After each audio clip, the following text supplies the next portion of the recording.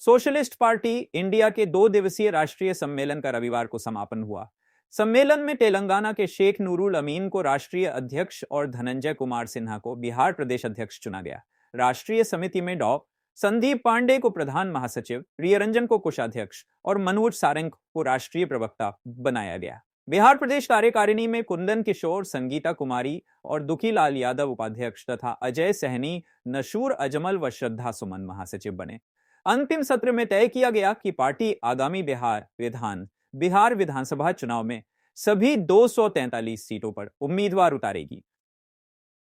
आज देश के सामने एक बड़ा मुद्दा है कि अल्टरनेट पॉलिटिक्स क्या होंगी, क्योंकि देश कांग्रेस की राजनीति देखा, देश भारतीय जनता पार्टी की राजनीति देखा, तो लोगों में देश भर में एक वैक्यूम है वोटर्स में कि भाई अल्टरनेट पॉलिटिक्स क्या है, क्योंकि कांग्रेस के पॉलिसीज़ फेल हुए बोल के बीजेपी को लोग लेके आए।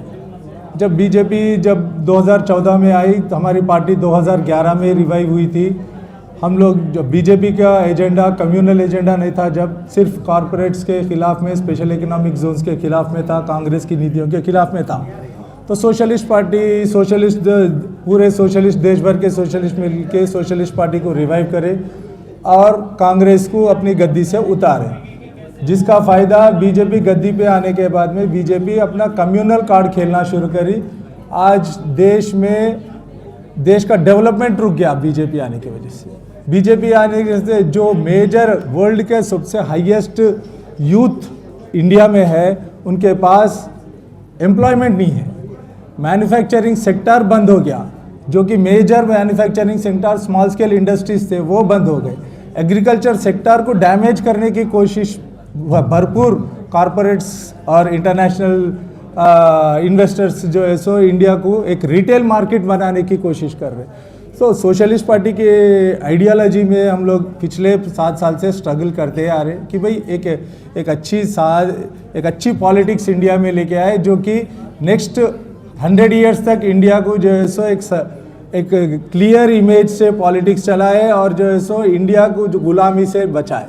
क्योंकि आज जिस तरीके से इन्वेस्टमेंट्स, कॉरपोरेट्स के इन्वेस्टमेंट्स आ रहे हैं और जो प्रेजेंट गवर्नमेंट्स है, चाहे वो स्टेट गवर्नमेंट्स रहने दीजिए, सेंट्रल गवर्नमेंट रहने दीजिए, चाहे अपोजिशन पार्टीज रहने दीजिए, ये पूरे जो है सो इन लोगों के साथ मिले हुए है और इन लोगों का कोई मंशा नहीं है कि फिर अगर ये पार्टी जाके दूसरी भी पार्टी आएंगी कि भाई जो है सो हम ये क्रोनी कैपिटलिज्म को रोकेंगे बोल के, ये हमारे नज़र में नहीं है।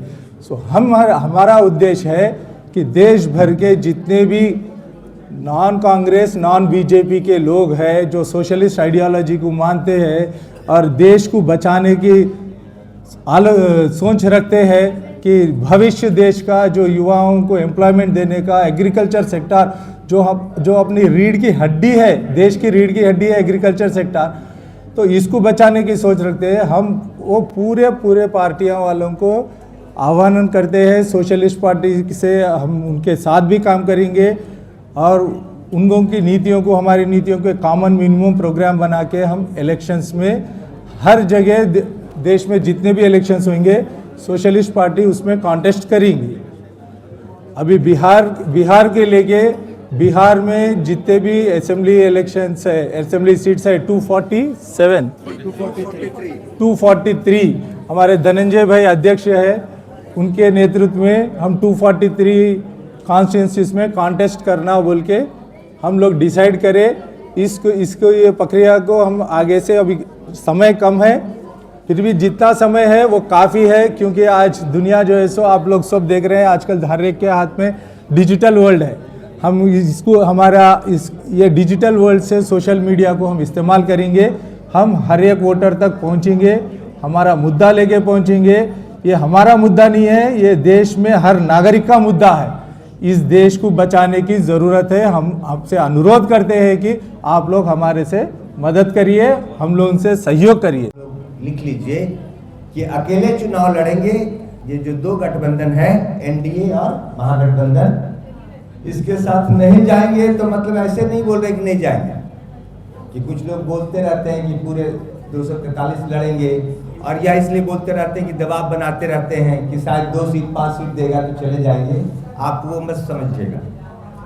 हम लोगों ने कह दिया 243 लड़ेंगे तो लड़ेंगे। इन दोनों महागठबंधन और एनडीए के साथ हम लोग किसी कंडीशन में नहीं जा रहे हैं। हमारे पास सिर्फ यह चुनाव चुनौती नहीं है, हमारे पास समाजवाद को जिंदा करने की चुनौती है। जिस समाजवाद को संविधान से हटाने का माहौल देश में तैयार किया जा रहा है, उस संविधान में समाजवाद को हम यहाँ अवसर के रूप में लेंगे कि और मजबूती से, जो हमारी निष्क्रियता के कारण इस तरह का माहौल पैदा हुआ है, तो अब और मजबूती से कैसे इसको हम बुलंदी से देश में आम जनों के दिल में कैसे उतारेंगे, इस पर हम काम करने वाले हैं।